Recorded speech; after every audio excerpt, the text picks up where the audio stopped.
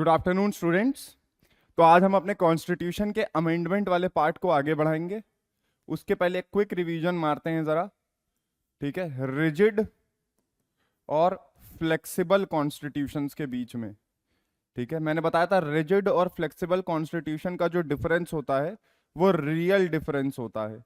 Written और unwritten constitution के बीच में डिफरेंस होता है, वो रियल नहीं होता है। ठीक है, मतलब रिटन और अनरिटन कॉन्स्टिट्यूशन के बीच में जो डिफरेंस बताया गया वो ये बताया गया कि रिटन कॉन्स्टिट्यूशन ऑब्वियसली रिटन होता है, मेड होता है, एनेक्टेड भी कहते हैं उसे। आप रिटन कहिए, आप इनेक्टेड कहिए। ठीक है, इसको बनाने के लिए एक बॉडी बनानी पड़ती है, जैसे कॉन्स्टिट्यूएंट असेंबली कहते हैं। कॉन्स्टिट्यूशन किसने बनाया इंडिया का? तो constituent constituent assembly, constituent assembly ने बनाया। ठीक है, अनरिटन कॉन्स्टिट्यूशन जो होता है वो रिटन अनरिटन होता है और उसे बनाने के लिए कोई बॉडी नहीं लगती है। और एक और बात, रिटन कॉन्स्टिट्यूशन का मतलब होता है क्या? Mostly written, mostly written. ठीक है, ज्यादातर चीजें रिटन होती हैं, बट रिटन कॉन्स्टिट्यूशन जैसे इंडिया के कॉन्स्टिट्यूशन में भी सब कुछ रिटन नहीं होता है। ठीक है, मोस्टली रिटन। तो उसी तरह अनरिटन में भी क्या? मोस्टली अनरिटन, है ना। कुछ चीजें रिटन होंगी उसमें पर मोस्टली अनरिटन होंगी। लेकिन इसमें जो अंतर होता है रिजिड और फ्लेक्सिबल में, वो रियल होता है। इसका बेसिस होता है क्या कि कॉन्स्टिट्यूशन का अमेंडमेंट कितनी आसानी से किया जा सकता है। लेकिन एक और बात इसमें ध्यान देनी पड़ेगी हमें, जो रिजिड कॉन्स्टिट्यूशन होता है वर्सेस जो फ्लेक्सिबल होता है, ये बात याद रखिएगा कि रिजिड कॉन्स्टिट्यूशन ऑर्डिनरी लॉ को बराबर नहीं रखता है, कॉन्स्टिट्यूशनल लॉ के बराबर नहीं रखता है कॉन्स्टिट्यूशनल लॉ के।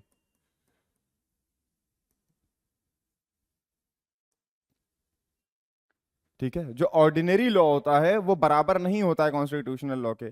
और जो फ्लेक्सिबल होता है उसमें ऑर्डिनरी लॉ जो होता है, ऑर्डिनरी मतलब, ऑर्डिनरी लॉ मतलब जो normal legislative law making power के अंदर आता है लेजिस्लेचर के। जैसे हमारी लेजिस्लेचर जो है, जो हमारी पार्लियामेंट है, वो कई लॉज एनेक्ट करती है, बनाती है। उसका प्रोसेस फिर भी आसान है, सिंपल है। ठीक है, लेकिन कॉन्स्टिट्यूशन को अमेंड करने वाली जो चीजें हैं हमारे कॉन्स्टिट्यूशन में भी, उसको सेम नहीं रखा गया है। मतलब कॉन्स्टिट्यूशनल लॉ को अगर कायदे से समझाओ तो कॉन्स्टिट्यूशनल लॉ को बराबर नहीं रखा गया है ऑर्डिनरी लॉ के। लेकिन जो फ्लेक्सिबल कॉन्स्टिट्यूशन होते हैं, जैसे यूके का कॉन्स्टिट्यूशन अगर मैं यहां ब्रैकेट में लिख दूं, यूके में ऑर्डिनरी लॉ को बराबर रखा जाता है कॉन्स्टिट्यूशनल लॉ के। ये रियल डिफरेंस है, ये रियल डिफरेंस है। ठीक है, एक डिफरेंस तो आप ये कह सकते हैं रिजिड और फ्लेक्सिबल में कि रिजिड में कॉन्स्टिट्यूशन को अमेंड करना मुश्किल होता है, फ्लेक्सिबल में आसान होता है। दूसरा ज्यादा इंपॉर्टेंट रियल डिफरेंस आप ये लिखेंगे कि ordinary law is not equal to constitutional law. Ordinary constitutional law की वैल्यू ज्यादा होती है किसी रिजिड कॉन्स्टिट्यूशन वाले सिस्टम में, और फ्लेक्सिबल कॉन्स्टिट्यूशन वाले सिस्टम में ऑर्डिनरी लॉ को बराबर रखा जाता है कॉन्स्टिट्यूशनल लॉ के। जितनी मेजोरिटी, जितना सिंपल प्रोसेस इसका है, उतना ही सिंपल प्रोसेस इसका होगा यूके में। पार्लियामेंट अगर चाहे यूके की, तो जैसे ऑर्डिनरी लॉ बनाती है, कोई एक्ट बनाती है, किसी भी चीज के ऊपर लॉ बनाती है, वैसे ही कॉन्स्टिट्यूशनल लॉ भी बना सकती है, कॉन्स्टिट्यूशन को भी अमेंड कर सकती है। लेकिन यूएस जैसी कंट्रीज में और इंडिया जैसी कंट्रीज में, जहां के कॉन्स्टिट्यूशंस को थोड़ा रिजिड कहा गया, यूएस का तो बहुत ही रिजिड है, इंडिया का उससे थोड़ा कम रिजिड है, लेकिन रिजिड ही कहेंगे फिर भी, ऑर्डिनरी लॉ को कॉन्स्टिट्यूशनल लॉ के बराबर नहीं रखा गया। ठीक है, अब ये हम जान गए। ये जानने के बाद अब जरा देखते हैं कि यूएस कॉन्स्टिट्यूशन के अमेंडमेंट में क्या प्रोसेस होता है और क्यों हम उसे बार बार रिजिड कह रहे हैं। ठीक है, यूएस कॉन्स्टिट्यूशन के अमेंडमेंट प्रोसीजर आता है आर्टिकल 5 से। वहां के आर्टिकल 5 से वहां के अमेंडमेंट पावर आती है। ठीक है, अमेंडमेंट पावर आती है वहां के आर्टिकल 5 से। यूएस का कॉन्स्टिट्यूशन 1789 में बन के तैयार हो गया था, ये बात याद रखिएगा, कभी मत भूलिएगा। ठीक है, अब क्या तरीके हैं देखिए यूएस कॉन्स्टिट्यूशन के अमेंडमेंट के। पहला स्टेज, प्रपोजल स्टेज भी कहते हैं इसे। प्रपोज कौन करेगा?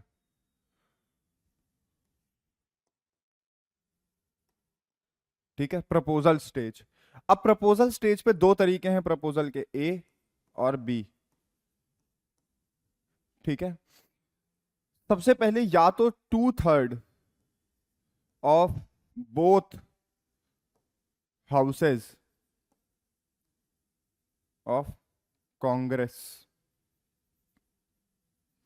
या तो कांग्रेस यानी कि हाउस ऑफ रिप्रेजेंटेटिव्स और सेनेट के 2/3 मेंबर्स प्रपोज कर दें, या तो 2/3 ऑफ द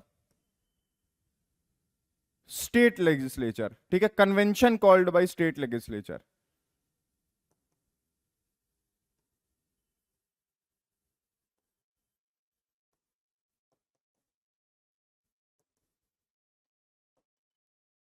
इसको अच्छे से देखिए, अपने दिमाग में उतारिए। सबसे पहले तो प्रपोजल स्टेज होती है, ठीक है, प्रपोज किया है, अभी अभी हमने बोला है कि हमें अमेंड करना है कॉन्स्टिट्यूशन, तो कौन बोलेगा, ठीक है, तो वो कौन बोलेगा, तो या तो क्या बोल दें, या तो कांग्रेस के दोनों हाउसेस 2/3 मेजोरिटी से ये बोल दें, ठीक है, या तो कांग्रेस के दोनों हाउसेस 2/3 मेजोरिटी से ये बोल दें। कांग्रेस के दोनों हाउसेस कौन कौन से हैं, हाउस ऑफ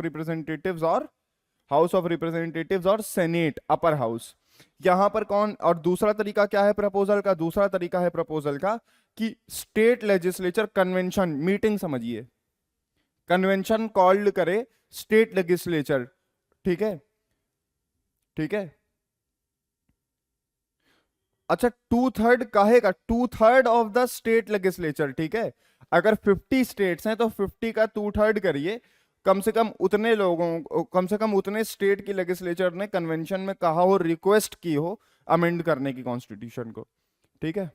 अब आइए, ये था प्रपोजल स्टेज, ये कौन सा स्टेज था, ये था प्रपोजल स्टेज, ठीक है, प्रपोजल स्टेज, ठीक है।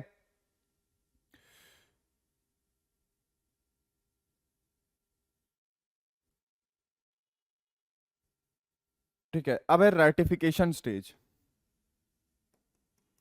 यानी कि रेटिफाई करना, ठीक है, रेटिफाई करना। अब यहां पे 3/4 और इधर भी लिख लीजिए 3/4, ठीक है। या तो रेटिफिकेशन कौन दे दे, 3/4 ऑफ द स्टेट लेजिस्लेचर,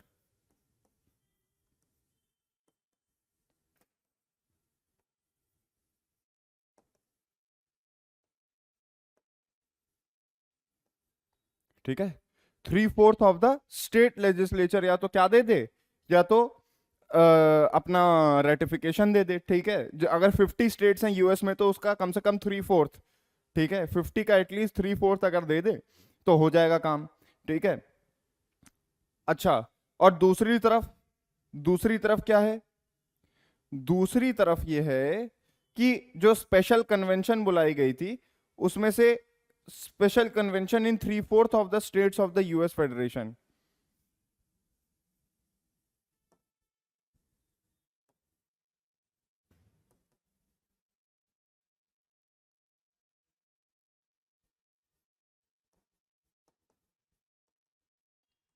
ठीक है, जो स्पेशल कन्वेंशन कन्वीन की गई थी, जो स्पेशल कन्वेंशन बनाई गई थी, उसका 3/4, ठीक है, उसका 3/4 of the states of the US federation, ठीक है। अच्छा, यूएस कॉन्स्टिट्यूशन अब अभी तक 1789 से केवल 27 टाइम्स अमेंड हुआ है, ठीक है, 27 टाइम्स अमेंड हुआ है। सोचो 1789 में बन गया था, सोचो 1789 में बन गया था, कितने साल हो गए, और अभी तक केवल कितनी बार अमेंड हुआ है, 27 टाइम्स। तो क्या हम ये कह सकते हैं कि यूएस का कॉन्स्टिट्यूशन का अमेंडमेंट प्रोसीजर रिजिड है, क्या हम कह सकते हैं कि रिजिड है? आप कहेंगे सर बिल्कुल रिजिड है। सर रिजिड क्यों है, क्योंकि यूएस क्या है, फेडरेशन है। याद करो, मैंने फेडरल वर्सेस उसमें पढ़ाया था यूनिटरी में, एक फेडरल कॉन्स्टिट्यूशन का, एक फेडरल स्टेट का जो कॉन्स्टिट्यूशन है वो कैसा होना चाहिए, इसीलिए याद रखो रिजिड, क्योंकि डिवीजन ऑफ पावर हो रही है ना, क्या हो रही है, डिवीजन ऑफ पावर हो रही है ना, इसलिए आपको अपने कॉन्स्टिट्यूशन को रिजिड रखना ही पड़ेगा, रखना ही पड़ेगा, ठीक है। अब आइए, अब आते हैं हम इंडियन कॉन्स्टिट्यूशन की तरफ, ठीक है। इंडियन कॉन्स्टिट्यूशन का क्या प्रोसीजर है,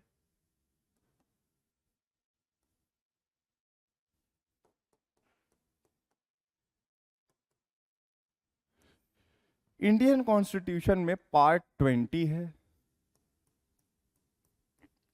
उसका आर्टिकल 368 है, और केवल एक ही आर्टिकल है इंडिया में पार्ट 20 में जो कि अमेंडमेंट प्रोसेस को डिक्टेट करता है। ठीक है, पहली बात तो यह है कि Kesavananda Bharati versus Union of India एक केस हुआ। आपको एक चीज पहले बताना जरूरी है,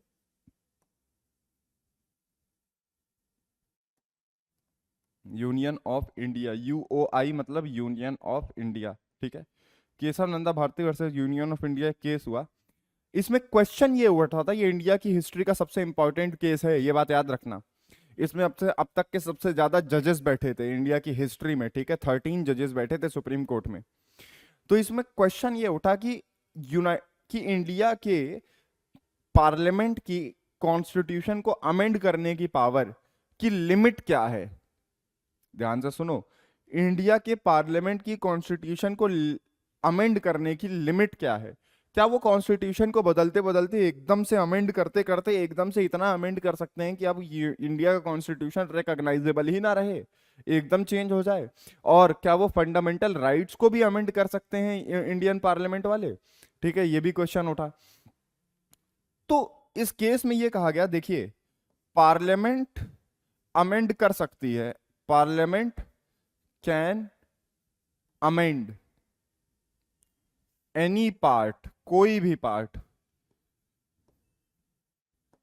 of the US of the Indian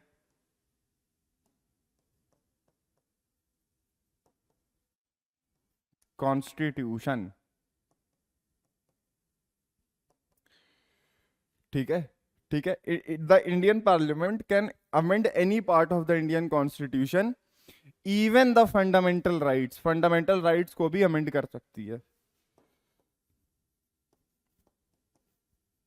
ठीक है, एक्सेप्ट, अब देखिए क्या नहीं अमेंड कर सकती है, ये बहुत इंपॉर्टेंट चीज है, ये टर्म याद रखिएगा,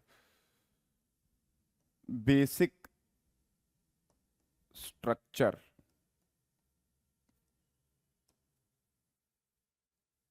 ठीक है, तो इंडिया की पार्लियामेंट क्या नहीं अमेंड कर सकती है कॉन्स्टिट्यूशन का, तो आपका जवाब होगा कि इंडिया की पार्लियामेंट कॉन्स्टिट्यूशन का बेसिक स्ट्रक्चर नहीं अमेंड कर सकती है।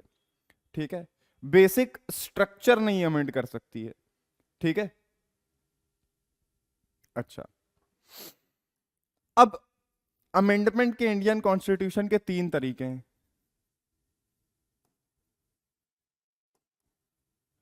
पहला तरीका 2/3 मेजॉरिटी,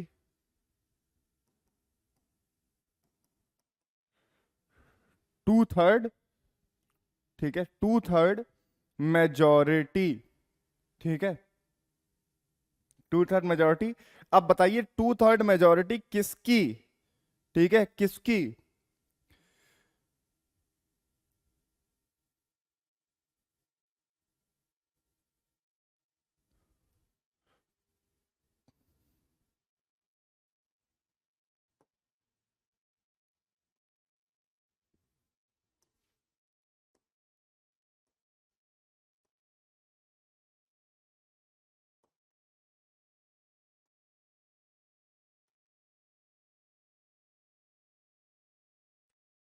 रुकिए इसको और अच्छे से लिखने दीजिए, majority members of the house with at least 2/3 of total membership of the house present and voting। ठीक है, इसको ध्यान से सुनिए और समझिए। ठीक है, इसको ध्यान से सुनिए और समझिए, इसके बाद कभी नहीं भूलेंगे। देखिए majority of total membership of the house जो है, majority of members of the house जो हैं वो अग्री करें कि हाँ हमें ये अमेंडमेंट करना है, और ये अग्रीमेंट तब हो ये अग्रीमेंट तब हो जब एटलीस्ट उस हाउस के 2/3 मेंबर्स प्रेजेंट और वोटिंग हो। तो मान लेते हैं 2 मिनट के लिए, 2 मिनट के लिए मान लेते हैं कि हमारी लोकसभा में 100 लोग बैठते हैं, 100 नहीं बैठते हैं, 543 बैठते हैं। आपको समझाने के लिए मान लेते हैं 100 लोग बैठे हैं और किसी अमेंडमेंट को पास करवाना है इस प्रोसेस के थ्रू, किसी अमेंडमेंट को पास कराना है इस प्रोसेस के थ्रू। तो इसका 2/3 कितना हो गया, 66.66 हुआ। हम 67 मान लेते हैं अभी, ठीक है। मान लीजिए इसके 67 लोग आए हैं। अब इस 67 में मेजोरिटी लोग, 67 की मेजोरिटी क्या हो जाएगी? अब अगर 66 होता तो 33 में बढ़ जाता। 67 है तो एक को 34 मान लेते हैं, एक को 33 मान लेते हैं। तो एटलीस्ट इतने लोग जब उस अमेंडमेंट पे हाँ बोलेंगे तभी वो अमेंडमेंट लागू होगा, तभी वो अमेंडमेंट लागू होगा, ठीक है। अब इस तरीके से मेजॉरिटी चीजें अमेंड होती हैं आपकी कॉन्स्टिट्यूशन की, ठीक है। All parts of the constitution with exception of the specific provision mentioned in this very article can be amended by this method, ठीक है। ऑलमोस्ट सारे अमेंडमेंट इसी प्रोसेस से होते हैं। अब अगला देखिए, अगला भी ऐसा ही है, ठीक है, अगला भी ऐसा ही है। मेजॉरिटी ऑफ मेंबर्स, ठीक है, when at least 2/3 present and voting, ठीक है, along with ratification of majority of the states।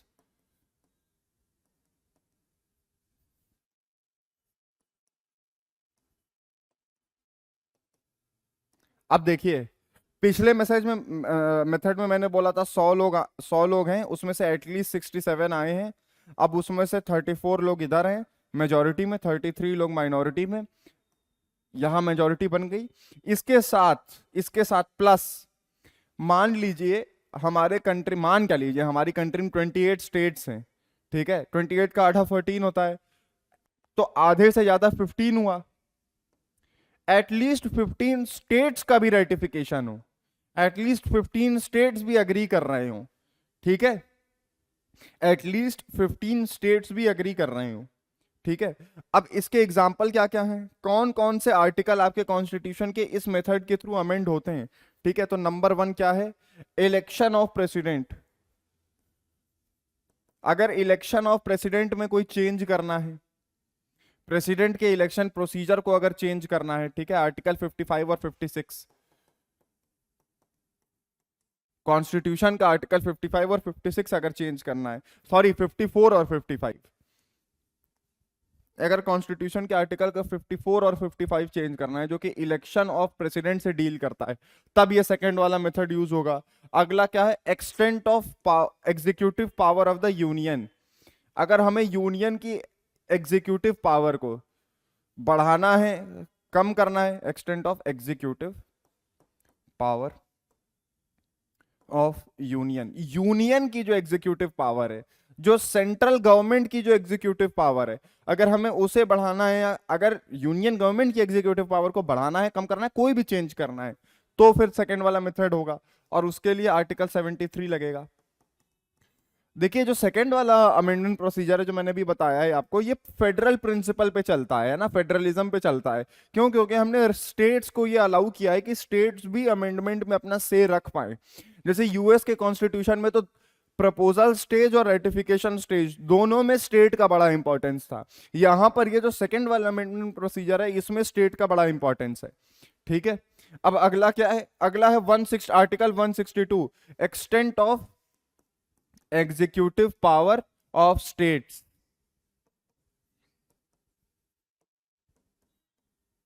ठीक है, जैसे यूनियन की पावर एग्जीक्यूटिव वैसे स्टेट की पावर एग्जीक्यूटिव, ठीक है। आर्टिकल 241, आर्टिकल 241, ठीक है, provisions regarding high courts,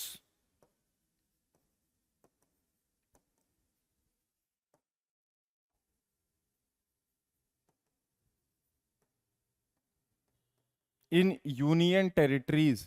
union territory Delhi है, दिल्ली में हाई कोर्ट भी है, कई यूनियन टेरिटरीज में हाई कोर्ट नहीं है, ठीक है।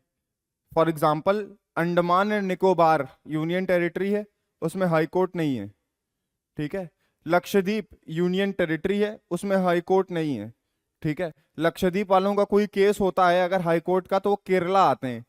मान लीजिए किसी यूनियन टेरिटरी में कोई हाई कोर्ट खोलना हो या उसे बंद करना हो, तो आएगा वो इसके अंदर, ठीक है। ये वाला प्रोसेस अमेंडमेंट का उस पर लागू होगा, ठीक है। फिर provisions regarding supreme court, supreme court के जितने भी प्रोविजन है, कोई एक आर्टिकल नहीं है, ठीक है। सुप्रीम कोर्ट का कुछ चेंज करना है, नई बेंच खोलनी है, कुछ भी करना है, नंबर ऑफ जजेस बढ़ाने हैं मान लीजिए, ठीक है, कुछ भी करना है प्रोविजन रिगार्डिंग सुप्रीम कोर्ट, तो इसी तरीके से होगा, ठीक है। छठा देखते हैं अब, ठीक है। Provisions regarding high court, high court बढ़ाने हैं, हाई कोर्ट की पावर बढ़ानी है, कुछ भी करना है, ठीक है, तो ये इससे लागू लागू होगा। और आखिरी ऊपर लिख दे रहा हूं, सेंटर स्टेट रिलेशन। अगर सेंटर और स्टेट के बीच के रिलेशन को हमें देखना है, कुछ चेंज करना है, बारोइंग कैपेसिटी बढ़ानी है, कुछ भी करना है, ठीक है, किसी स्टेट की पावर बढ़ानी है, कम करनी है, कुछ भी करना है, तो फिर हमें ये सेकंड वाला तरीका अपनाना पड़ेगा, ठीक है। अच्छा और भी है, अभी अभी और भी है। मान लीजिए हमें आर्टिकल 368 में ही कोई चेंज करना हो, मतलब हमें कॉन्स्टिट्यूशन के अमेंडिंग वाले पार्ट में ही हमें चेंज अमेंड करना हो, ठीक है। मतलब आर्टिकल 368 कॉन्स्टिट्यूशन का आपको अमेंडिंग पावर और अमेंडिंग प्रोसीजर बताता है, ठीक है। अब अगर हमें उसी को चेंज करना हो, तब भी हमारे साथ ये सेकंड वाला पार्ट चलेगा, सेकंड वाला स्टाइल चलेगा अमेंडमेंट का, ठीक है। उसके बाद अगर जो हमारा 7th शेड्यूल है उसमें कुछ लिस्ट दी हुई है, ठीक है। हमारे कॉन्स्टिट्यूशन में 12 शेड्यूल हैं, उन 12 में जो 7th शेड्यूल है उसमें कुछ लिस्ट दी हुई है, 3 लिस्ट दी हुई है, एक है सेंट्रल लिस्ट, एक है स्टेट लिस्ट, एक है कंकरेंट लिस्ट। अगर हमें इसे चेंज करना है तब भी हमें क्या कहते हैं, सेकंड वाला ये प्रोसीजर अपनाना पड़ेगा, ठीक है। उसके बाद क्या है, ये भी हो गया, वो भी हो गया। हाँ, representation of states in parliament.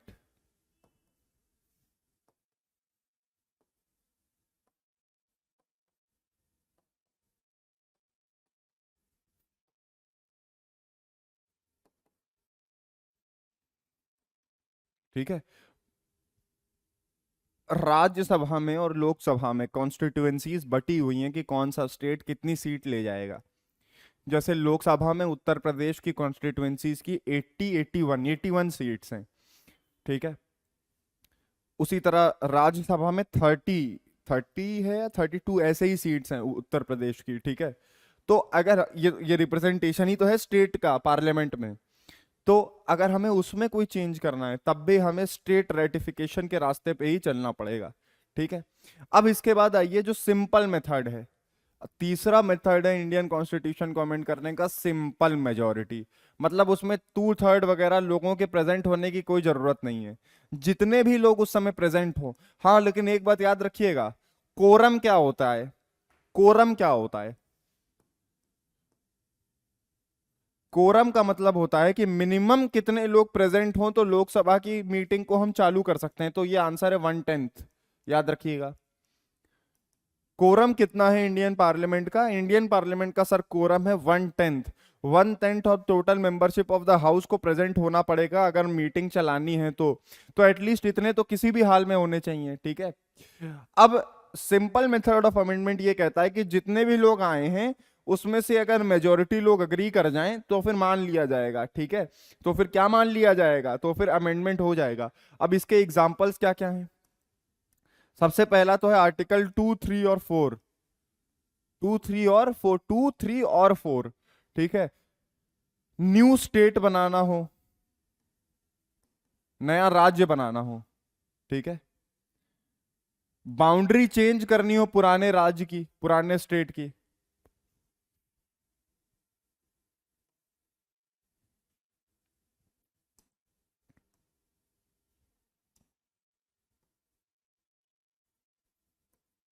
ठीक है, नया स्टेट बनाना हो, बाउंड्री चेंज करनी हो, नाम नया देना हो या एटसेट्रा, स्टेट को लेके कोई भी चेंज करना है, नया स्टेट बनाना है, पुराना करना है, तो सिंपल मेजोरिटी से हो सकता है वो। ठीक है, तो सिंपल मेजोरिटी से हो सकता है वो। ठीक है। अच्छा, सिटीजनशिप पार्ट 2 जो है आपके कॉन्स्टिट्यूशन का, वो डील करता है सिटीजनशिप से रिलेटेड लॉज से। सिटीजन किसको कहेंगे, सिटीजनशिप कब मिलेगी, ठीक है, ये सब बातें लिखी हुई हैं। सिटीजन किसको कहेंगे ये नहीं लिखा हुआ, सॉरी। सिटीजनशिप कब मिलेगी, कौन कौन है सिटीजन इंडिया का, ये सब बातें लिखी हुई हैं।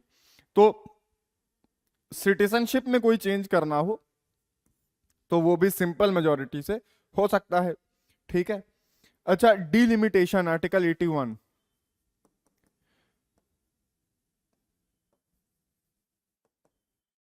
डिलिमिटेशन क्या होता है, एक कमीशन बनाई जाती है जिसका नाम होता है डिलिमिटेशन कमीशन। उसका काम ही ये होता है कि वो नंबर ऑफ कॉन्स्टिट्यूएंसीज जो होती हैं जिन पे इलेक्शन होता है, इंडिया में सिंगल मेंबर कॉन्स्टिट्यूएंसी होती है। कॉन्स्टिट्यूएंसी मतलब एक यूनिट इलेक्शन की।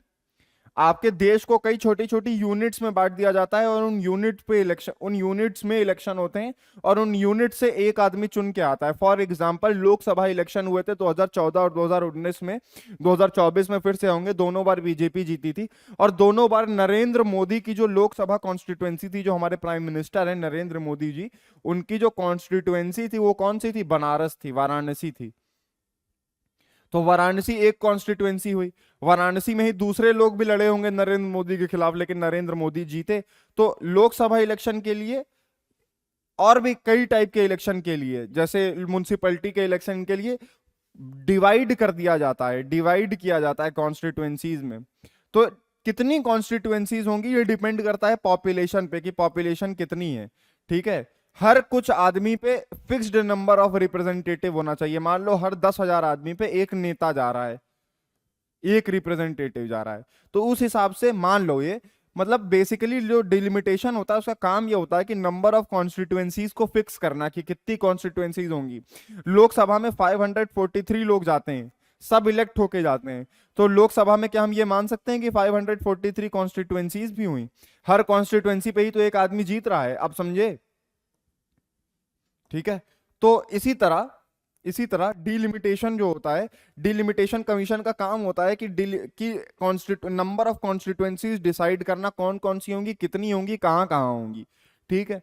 तो डिलिमिटेशन में कोई चेंज करना है तो वो काम भी सिंपल मेजोरिटी से हो जाएगा। ठीक है। उसके बाद उसके बाद क्या करते हैं, हाँ,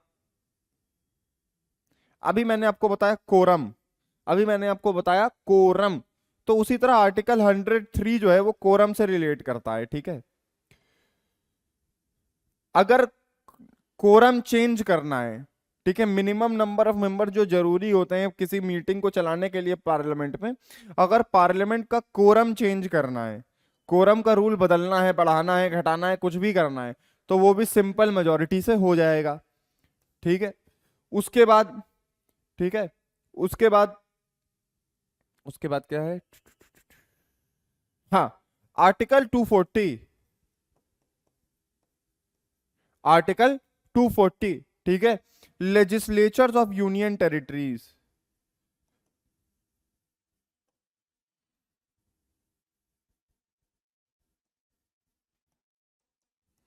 देखिए, यूनियन टेरिटरीज में लेजिस्लेचर जनरली नहीं होती है, ध्यान से सुनिए। यूनियन टेरिटरी का मतलब ही होता है यूनियन की टेरिटरी, मतलब प्रेसिडेंट डायरेक्टली गवर्न कर रहा होता है, डायरेक्टली रूल कर रहा होता है, ये माना जाता है यूनियन टेरिटरीज को। तो वहां पे इलेक्शन और नेता नहीं होते हैं, लेकिन दो एक्सेप्शन है इसमें, एक है दिल्ली और एक है पौंडीचेरी। ये दो ऐसी यूनियन टेरिटरीज हैं जिनका इलेक्शन होता है। तो मान लीजिए और भी ऐसी कोई यूनियन टेरिटरी है जहां पे हमें इलेक्शन कराना हो, जहां पर हमें लेजिस्लेचर बनाना हो, तो वो भी, या दिल्ली और पौंडीचेरी से हटाना हो, तो वो भी सिंपल मेजोरिटी से, आर्टिकल 240 सिंपल मेजोरिटी से अमेंड हो सकता है। ठीक है। ठीक है।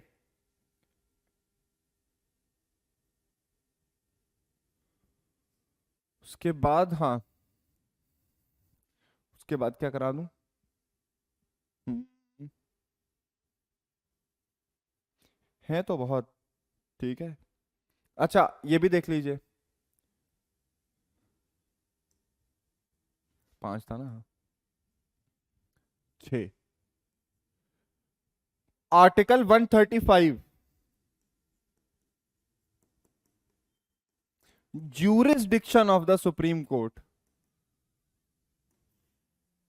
देखिए पावर ऑफ सुप्रीम कोर्ट जो मैंने इसके पहले बताया था उसके लिए तो स्टेट राइटिफिकेशन चाहिए, लेकिन जो ज्यूरिसडिक्शन है सुप्रीम कोर्ट का, जो ज्यूरिसडिक्शन है सुप्रीम कोर्ट का, अगर आपको उसको चेंज करना है तो फिर सिंपल मेजोरिटी से भी हो जाएगा। ठीक है, सिंपल मेजोरिटी से भी हो जाएगा। अच्छा यही एक चीज है सुप्रीम कोर्ट की जो सिंपल मेजोरिटी से हो रही है, बाकी के लिए स्टेट रेटिफिकेशन चाहिए, मैंने इसके पहले बताया था। केवल आर्टिकल 35 यानी कि जो ज्यूरिसडिक्शन तय करता है, ज्यूरिसडिक्शन मतलब अथॉरिटी किसी कोर्ट की किसी केस को ट्राई कर पाने की, चला पाने की। अगर ज्यूरिसडिक्शन नहीं है तो माना जाता है कि वो कोर्ट उस टॉपिक को, उस केस को नहीं चला सकती है अपने पास। ठीक है, नहीं रन कर सकती है, नहीं ट्राई कर सकती है। ठीक है। अच्छा, तो यही सब थे। ठीक है, यही सब थे इंडियन कॉन्स्टिट्यूशन के वो एग्जाम्पल जो कि सिंपल मेजोरिटी से अमेंड हो जाते हैं। ठीक है। उसके बाद देखते हैं। अच्छा इंडियन कॉन्स्टिट्यूशन अभी तक 106 बार अमेंड हो चुका है। सोचिए, यूनाइटेड स्टेट्स का कॉन्स्टिट्यूशन अब तक केवल 27 टाइम्स हुआ है अमेंड, जबकि वो बना था 1789 में। अब ऐसा इसलिए है क्योंकि इंडिया का कॉन्स्टिट्यूशन एक तो बहुत ही वास्ट है, इसमें सब कुछ लिखा हुआ है। यूएस के कॉन्स्टिट्यूशन में सब कुछ नहीं लिखा हुआ है, छोटा है वो बहुत। यहाँ के कॉन्स्टिट्यूशन में क्योंकि पहले से सब कुछ अच्छे से डिफाइंड था कि क्या कैसे होगा, सारे ऑफिसेज और सब कुछ बहुत ज्यादा डिफाइंड है। तो इतना डिफाइंड है इसीलिए इतने अमेंडमेंट भी है। लेकिन एक और रीजन है कि इंडियन कॉन्स्टिट्यूशन थोड़ा यूएस के कॉन्स्टिट्यूशन से कम रिजिड है, ये ज्यादा रिजिड है। जो यूएस वाला है वो ज्यादा रिजिड है, जो इंडियन वाला है वो कम रिजिड है। ये बात याद रखिएगा, ये बात याद रखिएगा। ठीक है।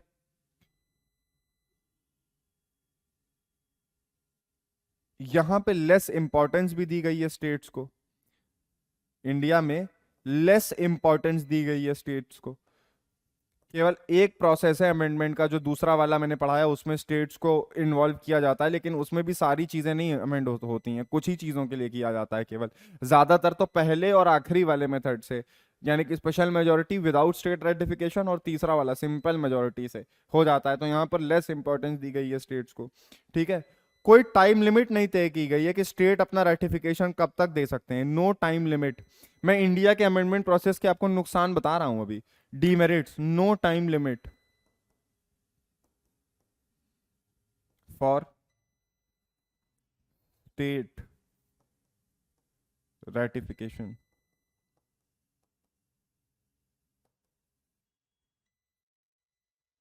कोई टाइम लिमिट नहीं दी गई है स्टेट्स को रेटिफिकेशन देने के लिए। ठीक है।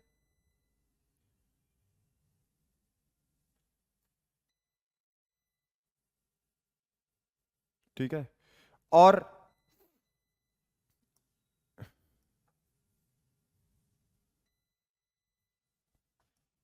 और क्या हो सकता है? हाँ, जुडिशियल रिव्यू हो सकता है ओवर अमेंडमेंट।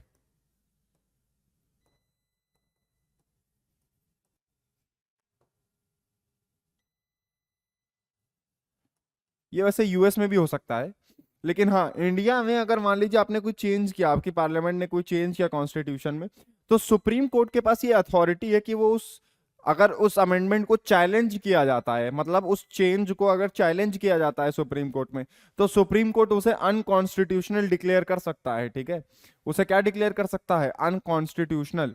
और उसे वॉइड डिक्लेयर कर सकता है, उसे काट सकता है। ठीक है। टू मेनी अमेंडमेंट्स हो चुके हैं अब।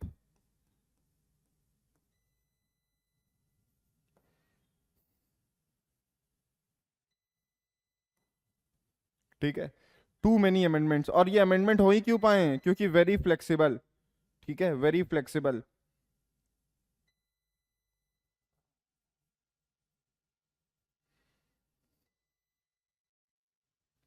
ये भी लिख सकते हैं आप नुकसान में, वेरी फ्लेक्सिबल, कंपेरेटिवली फ्लेक्सिबल, वैसे थोड़ा रिजिड भी है कुछ चीज़ों में, ठीक है, वेरी फ्लेक्सिबल। कुछ स्कॉलर मानते हैं कि कॉन्स्टिट्यूशन थोड़ा रिजिड है ये, ठीक है।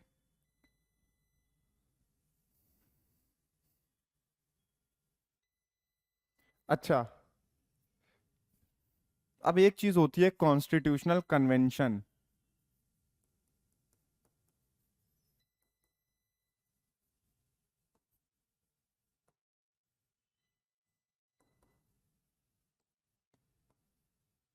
अब देखिए, जब हम रिटन और अनरिटन कॉन्स्टिट्यूशन समझ रहे थे तब मैंने बताया था कि जरूरी नहीं है कि एक रिटन कॉन्स्टिट्यूशन में भी हर चीज रिटन ही हो। सुनिए, मैंने ये कहा कि एक रिटन कॉन्स्टिट्यूशन में हर चीज रिटन हो, ये नेसेसरी नहीं है। तो सर, जो अनरिटन चीजें होंगी जिसको लोग फॉलो करेंगे कॉन्स्टिट्यूशन का ही पार्ट मान के, एक तरीके से हम उन्हीं को क्या कहते हैं, एक तरीके से हम उन्हीं को क्या कहते हैं, कॉन्स्टिट्यूशनल कन्वेंशन कहते हैं, ठीक है। These are unwritten rules. एक शब्द में अगर कहना हो आपको तो दीज आर अनरिटन रूल, ये रूल हैं लेकिन लिखे नहीं हुए हैं, ठीक है, unwritten rules governing political behaviour.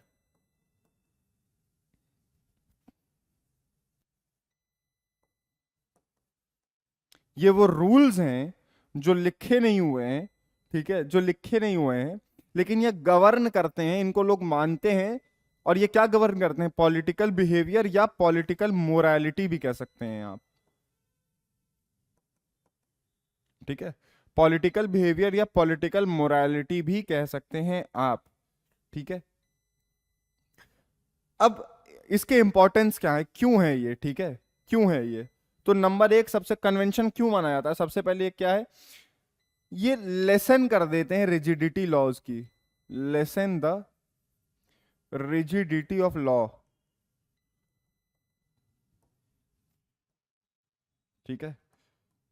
अब कोई लॉ बना दिया गया है, ठीक है, अब उसकी वजह से कोई नेचुरल कोई दिक्कत हो रही है, ठीक है, उसको चेंज करना है, नहीं फॉलो करना है, ठीक है, या हमें कोई लॉ बनाना है, ठीक है, अब वो बनाने में दिक्कत है, ठीक है। और लॉ क्या होते हैं, रिजिड और फॉर्मल रूल्स होते हैं बिहेवियर के, ठीक है, rigid and formal rules of behaviour. कई कभी कभी पार्लियामेंट में भी और दूसरी गवर्नेंस की बॉडीज में भी इनफॉर्मल बिहेवियर अच्छा ज्यादा माना जाता है, ठीक है, कि लिखना ना पड़े। लॉज जो होते हैं वो रिजिड और फॉर्मल होते हैं, ठीक है, और उनको लुब्रिकेशन की जरूरत होती है।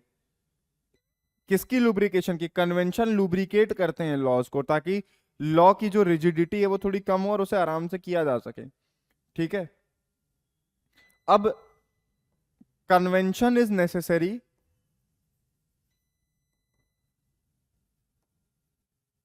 Conventions are essential for keeping constitution in true with the changing circumstances, are essential।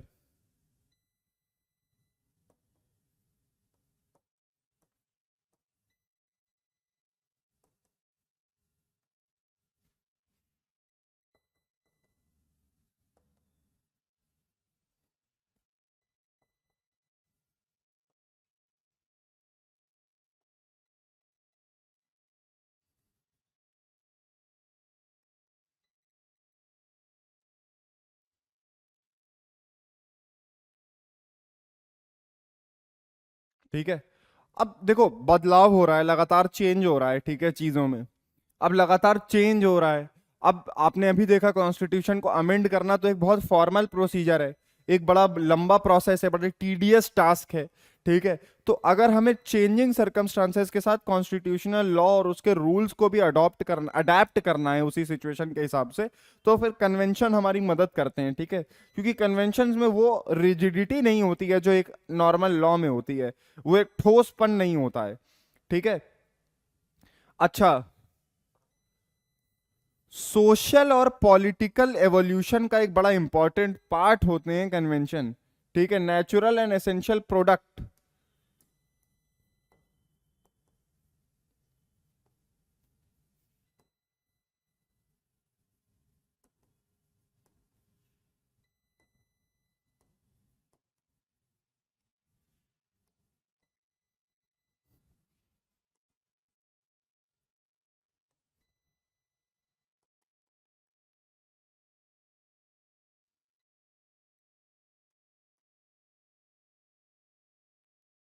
हमारी सोसाइटी और हमारी पॉलिटी दोनों इवॉल्व कर रही है टाइम के साथ। देखिए ये थर्ड वाला पॉइंट को आप सेकंड वाले पॉइंट के साथ मर्ज करके याद कर सकते हैं, ठीक है।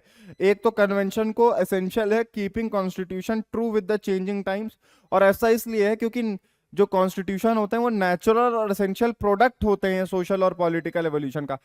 कन्वेंशन अपने आप डेवलप होते हैं चेंजिंग टाइम के साथ, ये वाला पॉइंट ये कहना चाहता है, ठीक है। जैसे जैसे पॉलिटिक्स और वहां की दूसरी सोसाइटी चेंज होती है वैसे वैसे कन्वेंशन भी बदलते जाते हैं, ठीक है।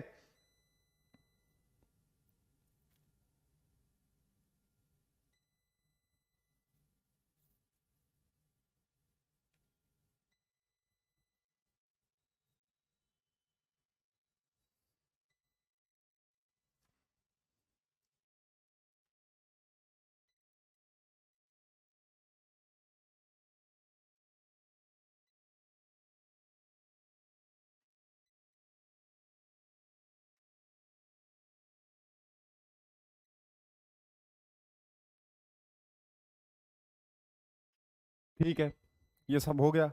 अब इंडिया के कॉन्स्टिट्यूशन के कुछ कन्वेंशंस देखते हैं।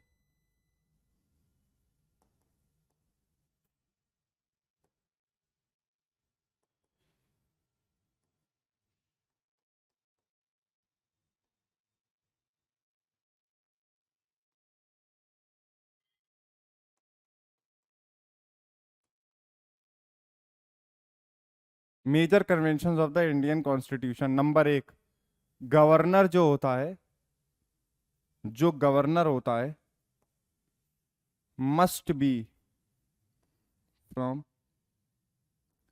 Outside the state. एक राज्य का जो गवर्नर अपॉइंट होता है, गवर्नर कौन अपॉइंट करता है? प्रेसिडेंट अपॉइंट करता है। किसके कहने पे करता है? प्राइम मिनिस्टर के कहने पे, कैबिनेट के मतलब कहने पे करता है। उस स्टेट का नहीं होता है जनरली, ठीक है। अब कहीं लिखा नहीं हुआ है, वही देखिए कन्वेंशन है ये, कहीं लिखा नहीं हुआ है कि उस स्टेट का आदमी गवर्नर नहीं बना सकता। जैसे यूपी में आनंदीबेन पटेल हैं गवर्नर, वो गुजरात की हैं। केरला के आरिफ मोहम्मद खान है, वो केरला के नहीं है, इतना मुझे पता है, यूपी के ही है शायद, ठीक है। तो गवर्नर उस स्टेट का नहीं होता है, ठीक है। अच्छा, गवर्नर से ही रिलेटेड एक और चीज। अच्छा, गवर्नर अभी मैंने बताया कौन अपॉइंट करता है, ठीक है, सेंटर अपॉइंट करता है ना बेसिकली। मतलब होता गवर्नर प्रेसिडेंट के नाम पे अपॉइंट है, बट रिकमेंडेशन सेंट्रल गवर्नमेंट करती है, और सेंट्रल गवर्नमेंट में सबसे पावरफुल आपको मालूम है कैबिनेट और प्राइम मिनिस्टर होते हैं। तो देखिए सेंटर टेक्स द सीएम यानी कि chief minister into confidence before appointment of governor, ठीक है। गवर्नर को अपॉइंट करने के पहले जिस, देखो गवर्नर स्टेट का ही अपॉइंट होता है। अब गवर्नर तो अपॉइंट हो रहा है स्टेट के लिए एग्जीक्यूटिव की तरह, लेकिन वहां पे एक चीफ मिनिस्टर भी तो है उस स्टेट का, उस स्टेट में इलेक्शन भी तो है, लेजिस्लेचर भी तो है, और सीएम को और गवर्नर को साथ में काम करना है कई चीजों पे, ठीक है। तो सीएम को भी पहले कॉन्फिडेंस मिल गया जाता है, कहा जाता है कि बढ़िया गवर्नर है, कोई दिक्कत नहीं है, ठीक है, इस टाइप की बातें, तो ये भी कन्वेंशन है, ठीक है। अच्छा,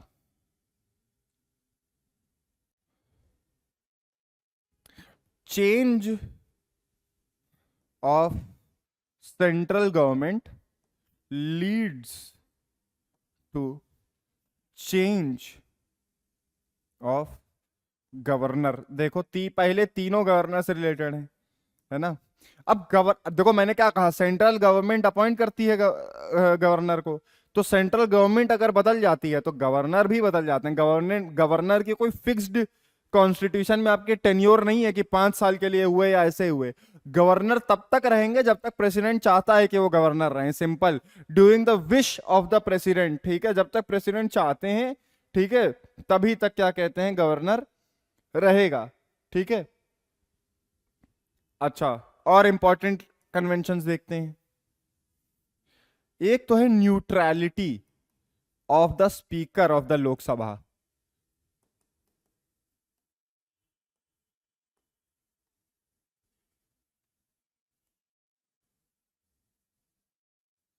ठीक है। जो स्पीकर होता है लोकसभा का वो पार्टी पॉलिटिक्स के ऊपर उठ जाता है।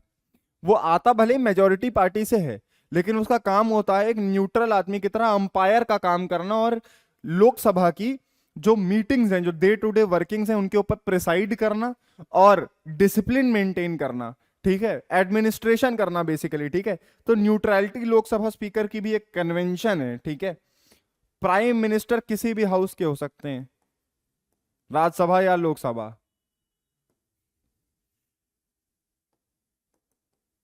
ये भी कन्वेंशन है। ठीक है, from either of the house. ठीक है, नाइदर नहीं, आइदर कहा मैंने। ठीक है, आइदर ऑफ द हाउस। ठीक है।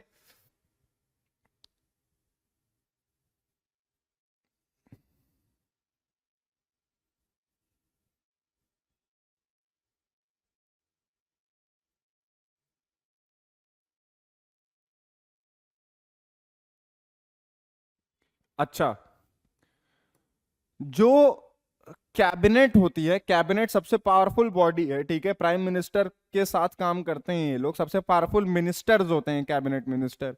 ठीक है, तो जो उसका ऑर्गेनाइजेशन होता है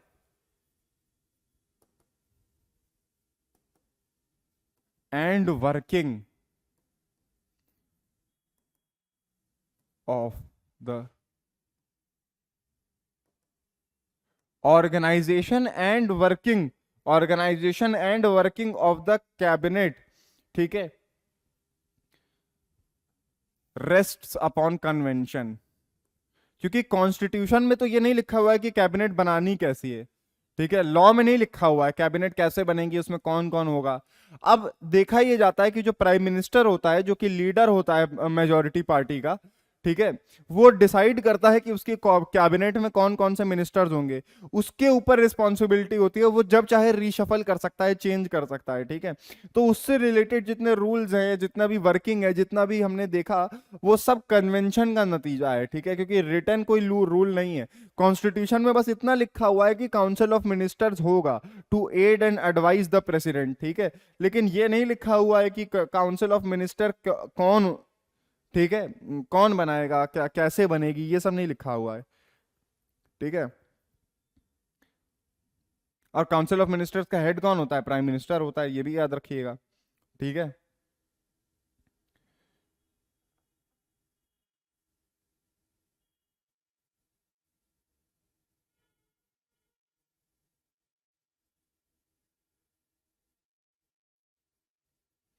अच्छा, 42nd अमेंडमेंट के पहले, आई होप आपने ये सब लिख लिया होगा। नहीं लिखा तो कोई बात नहीं, वीडियो है, आराम से देख लीजिएगा। ठीक है, 42nd कॉन्स्टिट्यूशनल अमेंडमेंट के पहले, ठीक है, before,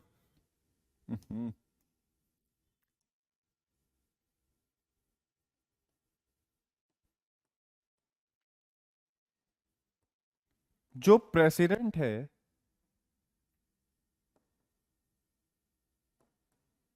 was bound, was bound, ठीक है, बाउंड मतलब बंधा हुआ। ठीक है,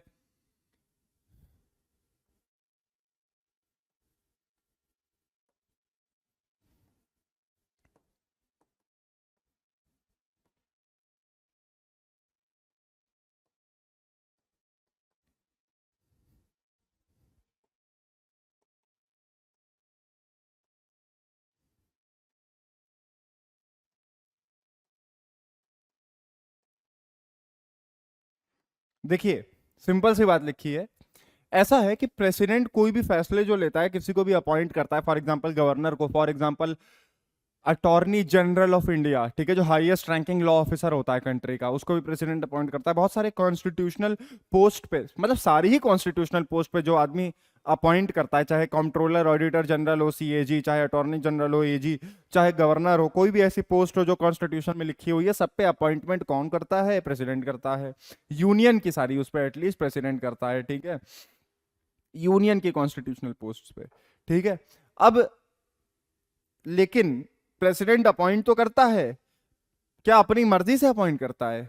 नहीं, वो उसी हिसाब से अपॉइंट करता है जिस हिसाब से सेंट्रल गवर्नमेंट, और सेंट्रल गवर्नमेंट से मेरा क्या मतलब है, काउंसिल ऑफ मिनिस्टर्स, ठीक है, जो काउंसिल ऑफ मिनिस्टर्स होते हैं, जिनका हेड कौन होता है, prime minister.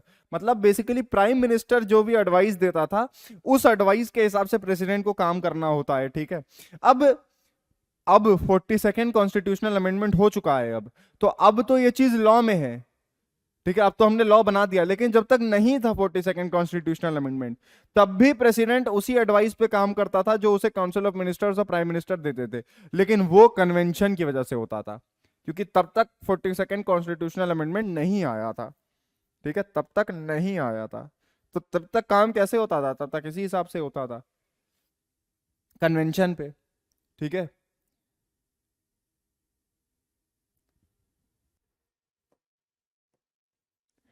President appoints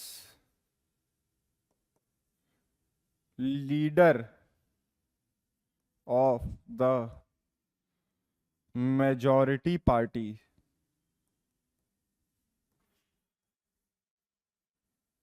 as president appoints leader of the majority party as prime minister. अब ये भी कन्वेंशन है, ठीक है। देखिए हमारा कॉन्स्टिट्यूशन ये कहता है कि प्राइम मिनिस्टर होगा और prime minister council of ministers का हेड होगा, ये भी कहता है। लेकिन किसको बनाया जाएगा, कौन बनाया जाए, कैसे बनाया जाएगा?